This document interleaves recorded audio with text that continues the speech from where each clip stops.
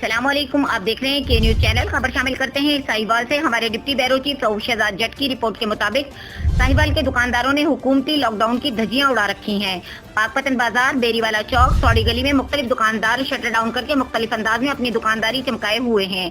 دکانیں کھولتے ہیں، سامان دیتے ہیں اور پھر شٹر ڈاؤن کر کے اندر بیٹھ جاتے ہیں۔ ان کے خلاف انتظامیہ کوئی بھی چارہ نہیں کر رہی۔ ان کا بھی سدباب ہونا چاہیے، یا تو مکمل طور پر سبھی دکانوں پر ایک جیسا اطلاق ہونا چاہیے، یا پھر اس قسم کی دکانداری کرنے والوں کے خلاف سخت ایکشن لیا جائے۔ کیا بڑی دکان والوں کے لیے رولز کچھ اور چھوٹی دکان والوں کے لیے رولز کچھ اور ہیں؟